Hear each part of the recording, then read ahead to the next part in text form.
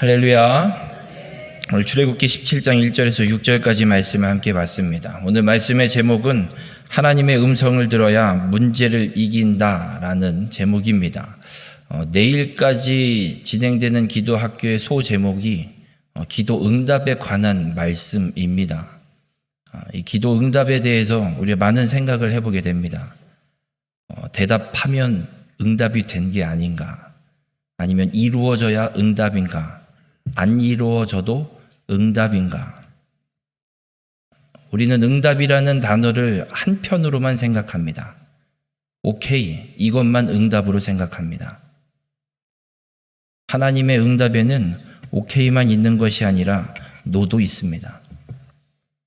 그러면 우리의 삶에 일어나는 일 속에 노가 하나님의 응답인지 오케이가 하나님의 응답인지 그건 어떻게 분별을 하면 될까? 이 고민이 생깁니다. 하나님의 응답을 분명하게 깨달으려면, 분별하려면 하나님의 음성을 들어야 합니다. 하나님의 음성을 듣고 순종할 때 우리 앞에 있는 문제가 깨끗하게 해결되든 아니면 그 문제가 완전히 막혀서 내 삶이 다른 방향으로 흘러가든 하나님의 음성을 들어야 그 문제를 돌파하고 하나님의 인도하시는 길을 걸어갈 수가 있게 됩니다. 오늘 이 말씀을 통해서 하나님의 음성을 듣는 자가 되셔서 삶의 상황과 모든 문제들을 돌파하고 하나님의 뜻대로 걸어가는 믿음의 삶이 되시길 주님의 이름으로 축원합니다. 오늘 읽은 이 출애굽기 17장 1절에서 6절의 말씀은 이 르비딤에 와서 장막을 치고 이스라엘 백성들이 있을 때 마실 물이 없어서 백성들이 모세에게 찾아와서 원망합니다. 왜 또 우리 여기까지 끌고 와서 마실 물도 없네. 또 죽겠네. 죽이려고 여기까지 데리고 왔냐. 또 이렇게 원망하는 일들이 기록됩니다. 그때 이 백성들의 원망을 들은 모세가 본문 4절에 이렇게 기록합니다. 모세가 여호와께 부르짖어. 모세가 하나님 앞에 부르짖습니다. 하나님, 이 백성들을 제가 어떻게 할까요? 또 원망합니다. 이것들을 어떻게 할까요? 싸우지 않고 하나님 앞에 기도합니다. 모세가 기도하자 하나님이 말씀합니다. 본문 5절과 6절에 여호와께서 모세에게 이르시되, 모세의 기도를 듣고 하나님이 모세에게 이걸 어떻게 할지 방법을 알려줍니다. 지팡이를 들고 가서 반석을 치라. 그럼 거기에서 물이 나오고 백성들이 마시리라. 모세는 그대로 합니다. 지팡이를 들고 가서 반석을 칩니다. 물이 나왔을 거고요. 백성들은 물을 마셨을 겁니다. 반석을 쳐서 물이 나온 게 중요한 게 아니라 모세는 하나님 앞에 기도했고 하나님이 기도한 모세에게 말씀하셨다는 겁니다. 우리 모든 성도님들, 문제가 해결되는 방법 혹은 그 문제를 돌파하는 길, 하나님 앞에 기도하고 하나님이 주시는 음성대로 행할 때, 하나님이 들려주시는 말씀대로 행할 때 그 모든 문제들을 우리가 돌파하고 나아갈 수 있음을 믿으시길 바랍니다. 또 한 사건이 있습니다. 여호수아가 이스라엘 백성들과 함께 이 요단강을 건너서 여리고성을 정복하고 아이성도 정복합니다. 그리고 나서 기브온 주민들이 위장을 하고 찾아와서 여호수아에게 이야기하면서 화친 조약을 맺습니다. 이 여호수아는 이들이 가나안 족속인 줄은 알지 못했고 속아서 화친 조약을 맺습니다. 그렇게 기브온 주민까지, 기브온 성읍까지 이스라엘과 화친 조약을 맺었다는 소문이 퍼지자 예루살렘 왕 아도니세덱을 중심으로 이 가나안의 남부 지역에 있는 성읍에 있는 사람들, 왕들이 모여서 회의를 합니다. 이러다가 우리도 다 끝장나겠다. 우리가 먼저 가서 치자. 그리고 기브온을 우리가 먼저, 이 기브온 성읍을 빨리 먼저 우리가 점령해야 뭔가 싸움을 하든지 뭔가 대항을 할 수 있을 것 같다. 그래서 연합군을 조성하고 기브온 성읍을 공격하러 옵니다. 그래서 기브온 주민들이 여호수아에게 소식을 보냅니다. 지금 공격을 받고 있으니 와서 도와달라고 합니다. 그래서 여호수아가 백성들과 함께 상의를 하고 화친 조약을 맺었으니 가서 도와야지요. 가기로 결정을 합니다. 그때 여호수아 10장 8절과 9절에 이런 말씀이 기록되어 있습니다. 그때에 여호와께서 여호수아에게 이르시되 그들을 두려워하지 말라. 내가 그들을 내 손에 넘겨주었으니 그들 중에서 한 사람도 너를 당할 자가 없으리라 하신지라. 여호수아가 길갈에서 밤새도록 올라가 갑자기 그들에게 이르니 기록합니다. 여러분, 지금 여호수아는 이스라엘 백성들과 함께 전쟁을 어떻게 하고 있냐면 길갈에 본진을 쳐놓고 장막을 쳐놓고 여리고성을 공격하고 정복하고 돌아오고, 다시 또 아이성에 가서 정복하고 돌아오다가 중간에 에벨산에서 말씀을 율법을 낭독하고 돌아와서 길갈에 있고, 그러니까 길갈에서 계속 거주하면서 전쟁하러 갔다 오고 있는 상황입니다. 지금 쉬어야 되는데, 좀 정비를 해야 되는데 하나님의 말씀이 여호수아에게 임합니다. 두려워하지 말고 가서 정복하라. 내 손에 주었다. 그 말씀을 들은 여호수아는 이스라엘 백성들과 함께 군사들과 함께 지체하지 않고 밤새도록 올라갑니다. 길갈은 요단강 주변 사해 근처이기 때문에 낮은 지대이고요.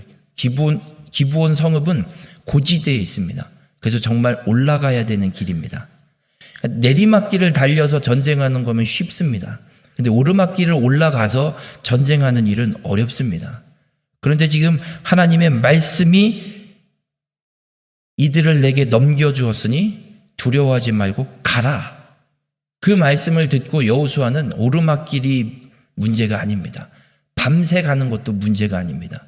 하나님의 말씀이 있기에 그 말씀에 순종해서 지체하지 않고 밤새도록 그 언덕길을 올라서 정복하고 그 남부 연합군과 싸워서 승리하는 역사를 보게 됩니다. 또 한 사건이 있습니다. 열왕기상에 보면 북이스라엘 아합 왕 때 엘리야 선지자를 통해서 하나님이 어떤 말씀을 하냐면 이 땅에 수년 동안 가뭄, 비를 내리지 않겠다. 비도 이슬도 있지 않게 하겠다라고 말씀하시고 가뭄이 시작됩니다. 그리고 3년여 나는 시간이 지난 뒤에 열왕기상 18장 1절에 이렇게 기록합니다. 제3년에 여호와의 말씀이 엘리야에게 임하여 이르시되 너는 가서 아합에게 보이라. 내가 비를 지면에 내리리라. 죽임당할까 봐 이 엘리야가 숨어 있다가 하나님이 말씀해요. 야, 이제는 가라. 가서 아합 왕에게 가서 얘기해. 이제 비가 내릴 거다. 그래서 엘리야가 그 하나님의 말씀을 듣고 바알의 선지자들을 다 갈멜산으로 불러 모읍니다. 거기서 신들의 전쟁, 바알의 선지자들과 엘리야, 이 하나님의 선지자가 싸움, 제사를 놓고 불 내리는 싸움을 하고 결국에는 하나님이 참신임을 입증하는 사건이 일어나게 됩니다. 그리고 나서 그 갈멜산에서 바알의 선지자와 엘리야가 싸우고 나서 대결을 마치고 나서 열왕기상 18장 42절에 보면 엘리야가 갈멜산 꼭대기로 올라가서 땅에 꿇어 엎드려 그의 얼굴을 무릎 사이에 넣고 기도를 시작합니다. 그리고 사환하기 시작합니다. 비가 오는지 안 오는지 가서 봐라. 7번을 가서 봐라. 7번째 보고 왔는데 손바닥만한 작은 구름이 일어납니다. 그러자 엘리야가 일어나서 아합 왕에게 가서 비가 내리니 이제 내려가서 궁으로 돌아가시지요. 이야기를 합니다.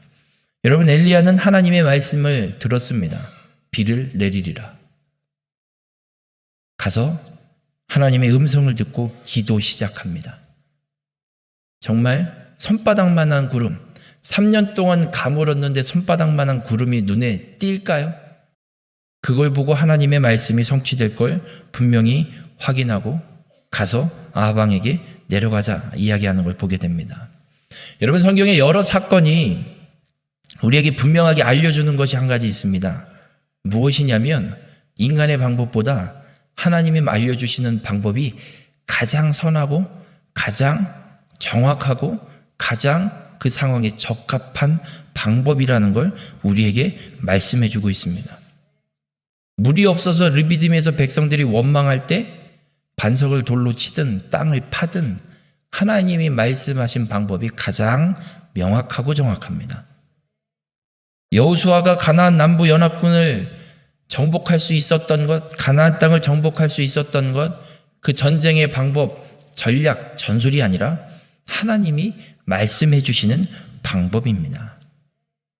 가뭄이 발생하고 그 가뭄이 끝나고 비가 내리는 것, 하나님이 말씀하신 대로 자연의 모든 섭리도 이루어지는 걸 보게 됩니다. 우리 모든 성도님들, 우리의 삶에 일어나는 수많은 상황 중에 우리를 가장 선한 길로 인도하시는 건 하나님밖에 없습니다. 세상 그 누구도 우리를 선한 길로 인도하지 않습니다. 어떻게 하면 자기 이익을 얻어먹을까? 어떻게 하면 저 사람을 속된 말로 베껴먹을까? 이 생각만 하지 우리를 선한 길로 인도하지 않습니다. 예레미야 29장 11절엔 이렇게 말씀합니다. 여호와의 말씀이니라 너희를 향한 나의 생각을 내가 아나니 평안이요 재앙이 아니니라. 너희에게 미래와 희망을 주는 것이니라. 여러분, 하나님이 우리를 향한 생각은 재앙이 아닙니다. 평안입니다. 고통스러운 일이 일어난다고 해서 하나님을 원망하지 마십시오. 그건 재앙이 아니라 우리에게 평안을 주시기 위해, 우리에게 미래의 희망을 주시기 위해 하나님이 이끌어가는 한 사건일 뿐입니다. 이게 하나님이 우리를 향한 생각입니다. 우리 모든 성도님들, 기도로 하나님의 음성을 들으시길 주님의 이름으로 축원합니다. 그 하나님의 음성만이 우리를 가장 선한 길로 인도하는 가장 최고의 응답입니다. 그 하나님의 음성을 듣고 그 선한 방법으로 인도하시는 하나님 앞에 순종하는 귀한 축복의 삶이 되시길 주님의 이름으로 축원합니다. 그런데 한 가지 문제가 있습니다. 모세는 하나님의 음성을 들었습니다. 여호수아도 하나님의 말씀이 명확하게 임했습니다. 엘리야에게도 하나님의 말씀이 임했습니다. 여러분은 들리시나요? 저도 못 듣겠습니다. 구약 시대에 하나님의 말씀이 임하고 그 사람들이 그 말씀을 듣고 순종할 수 있을 만큼 우리에게도 하나님의 음성이 명확하게 분별할 수 있도록 우리의 귀에 쩌렁쩌렁 울려 펴지고 들려지면 얼마나 좋을까요? 그런 일이 없는 것 같습니다. 극소수에게만 그런 일이 일어나는 것 같기도 합니다. 구약의 성경의 인물들처럼 내게도 말씀이 들리고 임한다면 하나님의 음성을 분별하기 참 좋을 텐데, 그런데 구약 시대는 간헐적으로 성령이 임했습니다. 하나님께서 사용하려고 부르신 사람에게만 여호와의 영이 임합니다. 모두에게 임하는 게 아니라 어떤 특정 인물에게만 성령이 임하시고 하나님의 말씀이 들려졌다는 이야기입니다. 그래서 지금 우리가 살아가고 있는 이 예수님이 이 땅에 오셔서 구속의 사건을 다 성취하신 이후에 우리가 살아가고 있는 이 시대에는 보편적으로 성령이 임하는 시대입니다. 오히려 구약 시대보다 성령이 임하는 사람이 더 많아진 시대입니다. 요한복음 14장 16절에 예수님이 이렇게 말씀합니다. 내가 아버지께 구하겠으니 그가 또 다른 보혜사를 너희에게 주사 영원토록 너희와 함께 있게 하리니 그는 진리의 영이라. 예수님이 약속합니다. 보혜사 성령님을, 성령 하나님을, 또 다른 보혜사 성령 하나님을 너희에게 보내줄 것이고 그가 성령께서 너희와 항상 함께 있을 것을 우리에게 말씀하고 있습니다. 약속대로 성령이 임합니다. 오순절날 다락방에 모여서 그렇게 열심히 기도하던 사도들 제자들에게 성령이 임하여서 성령이 충만하게 됩니다. 그리고 그 사도들이 가서 복음을 전하기 시작하고 사마리아에도 복음이 전해지고 사마리아의 사도들이 가서 복음을 듣고 믿게 된 성도들에게 안수할 때에 성령이 임했다라고 사도행전 8장엔 분명하게 기록하고 있습니다. 여러분, 이 시대는 복음이신 예수 그리스도를 믿는 자에게 성령이 임하는 시대입니다. 오히려 구약 시대보다 더 많은 사람에게, 누구에게나, 예수 그리스도를 믿는 누구에게나 성령이 임하여서 성령께서 함께 하시는 그런 시대를 살고 있습니다. 하나님의 음성이 안 들린다고요? 하나님의 음성을 못 듣는 게 아니라 안 듣는 걸 겁니다. 예수 그리스도를 믿는 자에겐 성령이 임하셨습니다. 내주하시는 성령께서 우리 안에 하나님의 음성을 들려주십니다. 예수님도 끊임없이 문 밖에 서서 두드립니다. 열어줄 때까지 두드리고 계십니다. 우리가 귀를 막고 있다라는 생각을 하게 됩니다. 성령님께서 우리 안에 어떤 일을 하시냐면 요한복음 14장 26절에 이렇게 말씀합니다. 보혜사 곧 아버지께서 내 이름으로 보내실 성령 그가 너희에게 모든 것을 가르치고 내가 너희에게 말한 모든 것을 생각나게 하리라. 성령님께서 우리에게 모든 걸 가르쳐 주십니다. 이걸 어떻게 해야 될지 막막하십니까? 모든 걸 가르쳐 주시는 성령님께 물으시고 기도하십시오. 고린도전서 2장 10절에 이렇게 말씀합니다. 성령은 모든 것, 곧 하나님의 깊은 것까지도 통달하시느니라. 하나님, 삼위일체 하나님이시기 때문에 성령님도 성부와 하나님의 모든 걸 다 알고 계십니다. 그걸 우리에게 가르쳐 주십니다. 우리가 삶을 살아가는 가운데 펼쳐지는 상황들 속에 하나님의 뜻이 무엇인지 분별이 잘 안 될 때 기도하면 하나님이 가르쳐 주십니다. 깨닫게 하십니다. 그리고 내 삶을 하나님이 이끌어 가실 겁니다.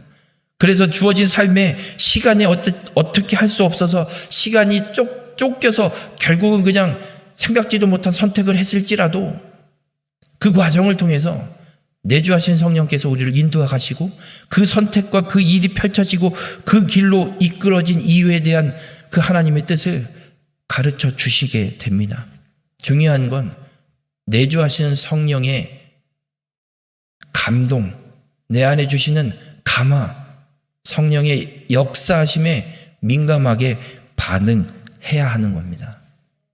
그러려면 세상 생각을 하는 것이 아니라 우리의 심령에 끊임없이 이 생각을 갖고 있어야 됩니다. 성령님, 오늘 내 생활 속에 이 문제 속에 이 오늘 일정 속에 성령께서 인도하신 하나님께서 인도하시는 게 무엇입니까를 끊임없이 우리의 심령 가운데 두고 살아야 합니다.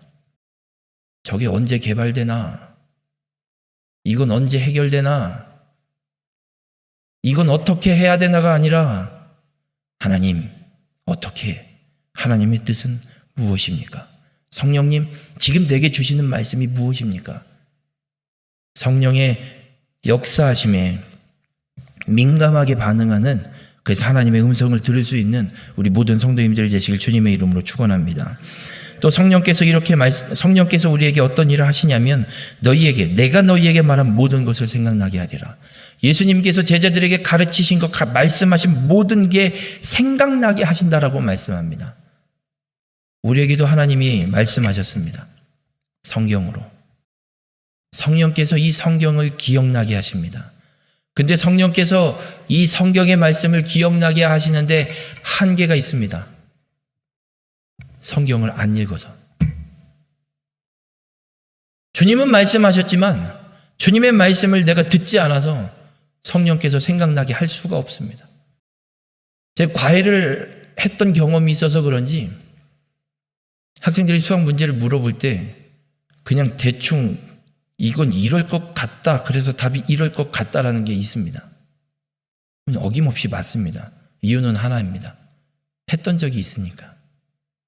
그냥 나 혼자 공부한 게 아니라 가르치려니까 모르면 못 가르칩니다. 완전히 내 것으로 이해가 되고 내 것으로 습득이 돼야 가르칩니다. 그러니까 20년이 지나도 생각이 나는 것 같습니다. 여러분, 성령께서 내 안에서 주님의 말씀을 기억나게 하고 생각나게 하고 다시 끄집어내게 하시려면 하나님의 말씀이 내 안에 있어야 됩니다. 성경을 읽어야 하는 이유 여기에 있습니다. 성령의 역사하심을 경험하려면 하나님의 말씀이 내 안에 있어야 됩니다. 하나님의 음성을 들으려면 하나님의 말씀이 내 안에 있어야 합니다. 성령께서 너희에게 말한 모든 것을 생각나게 하리라. 이 생각나게 하리라라는 건 이런 의미를 갖고 있습니다. 계속해서 회상시킬 것이다. 계속해서 깨우칠 것이다. 계속해서 기억나게 하시고, 계속해서 그 말씀이 무슨 말씀이고 무슨 뜻이고 나를 어떻게 인도하는 말씀이신지를 끊임없이 계속해서 깨닫게 하신다라고 말씀합니다. 우리 모든 성도님들, 하나님의 음성이 들리지 않는 것이 아니라 하나님의 음성을 들으려고 하지 않는 겁니다. 말씀을 읽으십시오. 드라마는 끊임없이 빠지지 않고 보는데, 뉴스는 빼놓지 않고 8시, 9시에 그냥 뉴스를 다 2시간을 보는데, 하나님의 말씀은 5분은 보십니까? 바꾸시길 바랍니다. 드라마 볼 시간에 성경을 읽으십시오. 뉴스를 볼 시간에 성경을 읽으십시오. 세상 소식을 듣지 마시고 하나님이 나를 향한 소식을 말씀을 통해서 들으시는 우리 모든 성도님들이 되시길 바랍니다. 여러분, 성령님께서 그렇게 내 안에서 일하고 계십니다. 하나님의 음성 우린 들을 수 있습니다. 모세가 들었던 것처럼, 여호수아가 들었던 것처럼, 엘리야가 들었던 것처럼 우린 하나님의 음성을 듣고 하나님의 뜻을 깨달을 수 있습니다. 성령이 내 안에 일하게 하십시오. 그러려면 다락방에 모였던 제자들이 성령을 받을 때 했던 것처럼 오로지 기도에 힘써야 합니다. 기도의 시간 정하시고 힘쓰십시오. 새벽에도 하시고 할 수만 있다면 또 정하십시오. 또 다른 시간을 정하시고 그 시간에 기도에 힘쓰십시오.